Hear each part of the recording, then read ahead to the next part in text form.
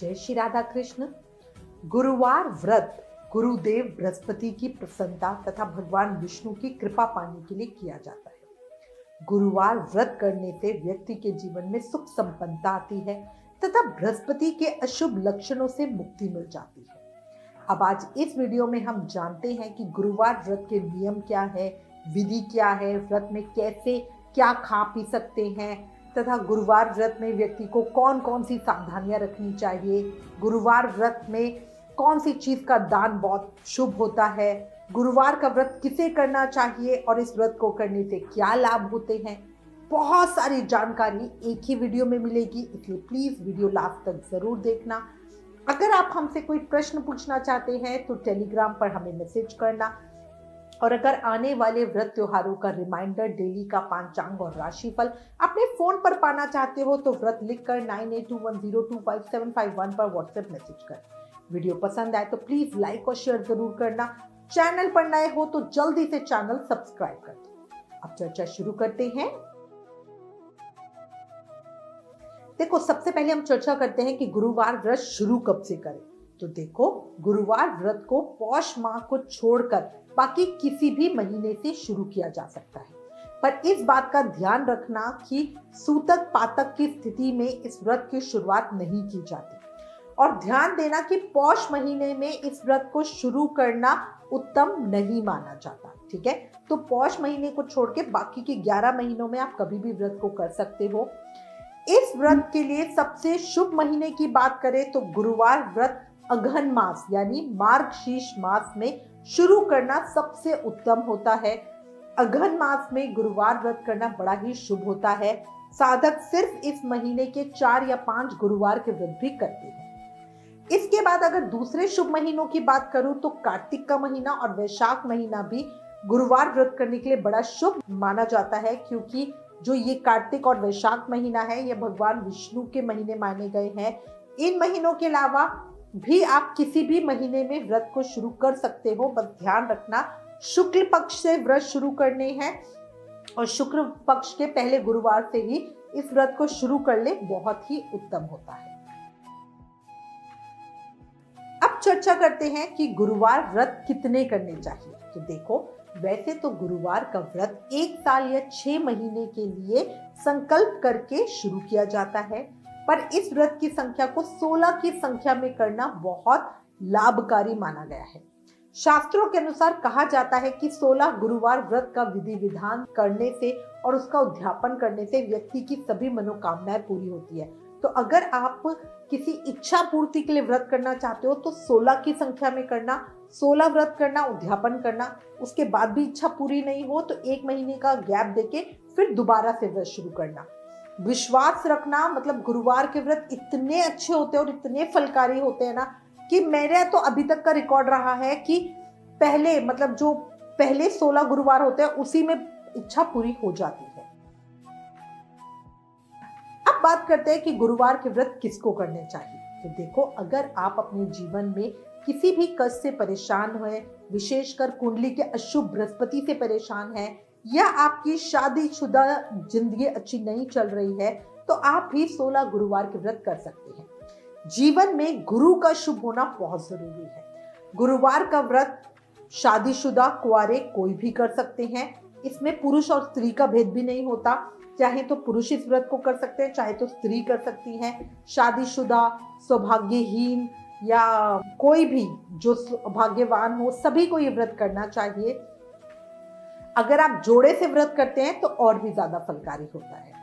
देखो, गुरुवार का व्रत रखने के बहुत फायदे होते हैं। गुरुवार का व्रत रखने से पितृदोष खत्म हो जाता है। इस दिन व्रत रखने से घर में सुख शांति आती है, वैवाहिक जीवन सुखमय बनता है, कुंडली में अल्पायु का योग खत्म हो जाता है। गुरुवार का व्रत रखने से भगवान विष्णु और माता लक्ष्मी का आशीर्वाद मिल जाता है। इस व्रत से घर की दरिद्रता और धन की परेशानियां दूर होती है। गुरुवार का व्रत रखने से कुंडली के अशुभ ग्रहों का प्रभाव खत्म हो जाता है। गुरुवार का व्रत रखने से समाज में मान सम्मान भी बढ़ता है। गुरुवार का व्रत रखने से कुंडली में गुरु की स्थिति मजबूत होती है, और कुंडली में गुरु का मजबूत होना बहुत जरूरी होता है। अब हम चर्चा करते हैं कि गुरुवार वाले दिन पूजा कैसे करें। तो देखो, गुरुवार का व्रत करने वालों को अगर स्त्री है तो एक दिन पहले ही अपने बालों को शैम्पू या साबुन से धो लेना चाहिए। व्रत करने वाले को उस दिन जल्दी जागना चाहिए, गुरुवार वाले दिन, और बिना साबुन लगाए या शैम्पू करे नहाना चाहिए। बाल तो बिल्कुल नहीं धोने चाहिए, नहाना भी बिना साबुन लगाए नहाना चाहिए।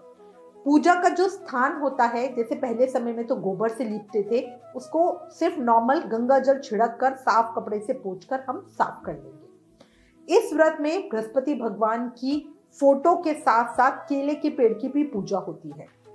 ये दोनों चीजें आपके पास पूजा के लिए होना बहुत जरूरी है। अब मैं थोड़ा स्टेप्स में बता देती हूँ कि आपको पूजा किस तरह करनी है। तो देखो, जो भी व्रत रखेगा उस दिन उसे पीले रंग के ही वस्त्र धारण करने हैं, बहुत शुभ होता है। पूजा के लिए चने की दाल, मुनक्का का होना बहुत जरूरी है। और इसके साथ हम एक आटे को गूंद कर उसका हम एक दीपक बना लेंगे। तो इसमें मिट्टी के दीपक की जगह आटे के दीपक का प्रयोग किया जाता है।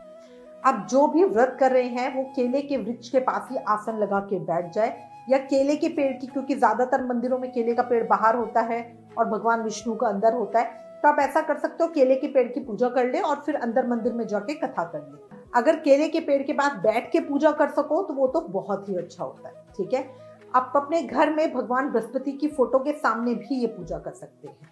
अब करेंगे क्या, सबसे पहले प्लेट के अंदर हम एक चने की दाल रखेंगे, मुनक्का रखेंगे, हल्दी रखेंगे, कुछ दक्षिणा के लिए रखेंगे और एक आटे का दीपक बना के वो रखेंगे। साथ में जल का एक कलश रखेंगे। कलश के अंदर मुनक्का, चने की दाल और थोड़ा सा गुड़ डाल के रखेंगे। पूजा की थाली में गुड़ का होना भी बहुत जरूरी है।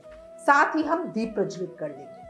केले के वृक्ष की या भगवान विष्णु की फोटो की मूर्ति को पीले रंग के चंदन से तिलक करेंगे, धूप दीप नैवेद्य अर्पित करेंगे, इत्र अर्पित करेंगे। केले के पेड़ में मौली से जो कलावा होता है उसको 7 बार लपेटना जरूर।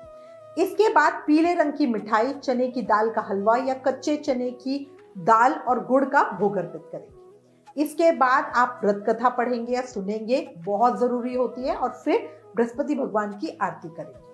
कलश में रखे हुए जल को केले के वृक्ष में ही वहीं अर्पित करेंगे और फिर प्रसाद लेंगे। प्रसाद को परिवार के लोगों में बांट के खुद प्रसाद शाम को भोजन जब करेंगे तब ग्रहण करेंगे। गुरुवार व्रत करने के बहुत लाभ हैं। देखो, गुरुवार व्रत करने से गुरुदेव उच्च के हो जाते हैं और उनके अशुभ प्रभाव से मुक्ति मिल जाती है। गुरुवार व्रत करने से वैवाहिक जीवन में आ रहे मनमुटाव, तनाव और समस्याएं खत्म हो जाती है। वैवाहिक जीवन में सुधार आता है। कभी कभी कुंडली में बृहस्पति के सही स्थान पे नहीं होने से वैवाहिक जीवन नर्क बन जाता है। पति पत्नी आपस में लड़ते रहते हैं, उनकी अनबन होती रहती है, स्थितियां बहुत खराब हो जाती है और समय पर उसका ध्यान नहीं दिया गया तो तलाक तक की नौबत आ जाती है। इसे दूर करने के लिए गुरुवार व्रत, भगवान विष्णु की पूजा करना और केले की पूजा करना रामबाण उपाय है। गुरु ग्रह को संतान का कारक कहा गया है, इसलिए यदि संतान में किसी प्रकार की बाधा आ रही है या संतान की तरफ से कोई तकलीफ हो रही है या संतान किसी भी कष्ट से पीड़ित है तो माता पिता अपनी संतान की उन्नति के लिए गुरुवार का व्रत रख सकते हैं। संतान नहीं हो रही, आप लंबे समय से डॉक्टर की सलाह ले रहे हैं, किसी भी हालात में आपकी संतान प्राप्ति की इच्छा अधूरी है, तो आपको गुरुवार का व्रत जरूर करना चाहिए। ये आपकी कुंडली में अशुभ बृहस्पति को शुभ करके आपको संतान का सुख देता है।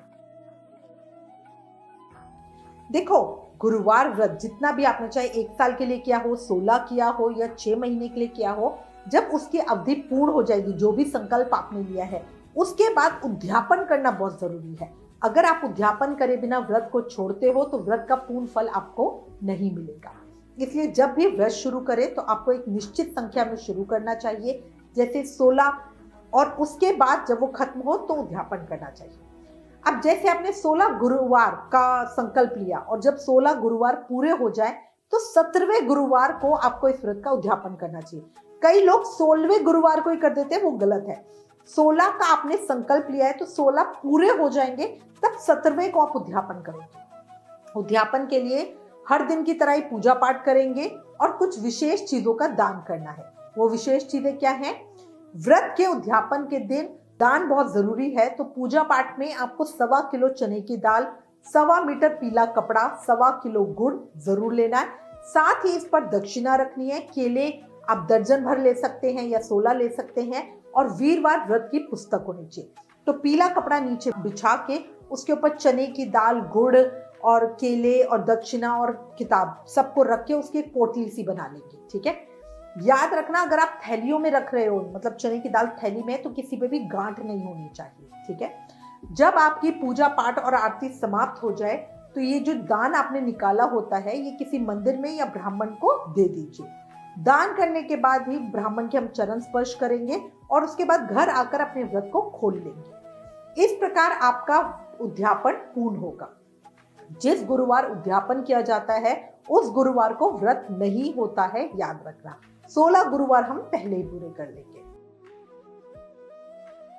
देखो, गुरुवार का व्रत जितना अधिक शुभ फल देता है उतना ही इस व्रत में किसी भी गलती का होना या व्रत को सही ढंग से नहीं करने से अशुभ प्रभाव भी मिलता है। अब ये क्या है, देखो इसके अंदर ना कुछ सावधानियां हमें जरूर रखनी चाहिए ताकि आपका व्रत सही तरीके से पूर्ण हो सके। गुरुवार के दिन घर में भूल कर भी पोछा नहीं लगाना चाहिए। इस दिन कपड़े नहीं धोने चाहिए और इस तरह की गलतियां, नहाना बिना साबुन के नहाना चाहिए, इसका विशेष ध्यान रखना चाहिए। हम तो गुरुवार का व्रत नहीं करते अगर, तब भी इन सावधानियों का हम ध्यान रखते हैं। गुरुवार के दिन सिर्फ पानी से नहाते हैं। गुरुवार के दिन भूल कर भी घर के टूटे फूटे सामान या कबाड़ को कभी बेचना नहीं चाहिए, इससे लक्ष्मी की हानि होती है। अगर आप गुरुवार व्रत नहीं करते तो भी आपको ये नियम जरूर पालन करना चाहिए। गुरुवार की कथा अकेले कभी नहीं सुननी चाहिए, जरूर ही ये कथा किसी से सुने या किसी को सुनाए। ठीक है, अकेले पूजा नहीं करनी चाहिए। गुरुवार के दिन हरे कपड़े बिल्कुल ना पहने, इस दिन विशेष रूप से पीले कपड़े पहनने चाहिए। गुरुवार की पूजा करते हुए बीच में बोलना नहीं चाहिए या पूजा के बीच में किसी को जवाब भी नहीं देना चाहिए। मान लीजिए आप पूजा कर रहे हैं एंड कोई अचानक से घर में आ जाता है या कोई पूछ रहा है, तो जब तक पूजा समाप्त नहीं होती बीच में आप बोलोगे नहीं, पूजा पे से उठोगे तो बिल्कुल भी नहीं। गुरुवार को शाम की पूजा के बाद पीला खाना खाना होता है और इसी से हम व्रत खोलते हैं। खाने में नमक बिल्कुल नहीं खाना होता है, इस चीज का विशेष ध्यान रखना होता है। खाने में आप बेसन का हलवा या बर्फी, मूंग की दाल का हलवा या बर्फी, या बिना नमक डाले आप बेसन के चीले बना के खा सकते हैं। इस दिन गुड़ खाया जा सकता है पर केला नहीं, याद रखना। इसी के साथ मैं उम्मीद करती हूँ इस वीडियो में दी गई जानकारी आपके लिए उपयोगी होगी। इससे रिलेटेड अगर आपके पास कोई भी कमेंट या सजेशन है तो प्लीज हमें लिखिए। ज्ञान बांटने से बढ़ता है, इसलिए इस वीडियो को ज्यादा से ज्यादा शेयर करें। आप हमें फेसबुक और इंस्टाग्राम पे भी जरूर फॉलो करें। Please like, share and subscribe. Thank you. जय श्री राधा कृष्ण।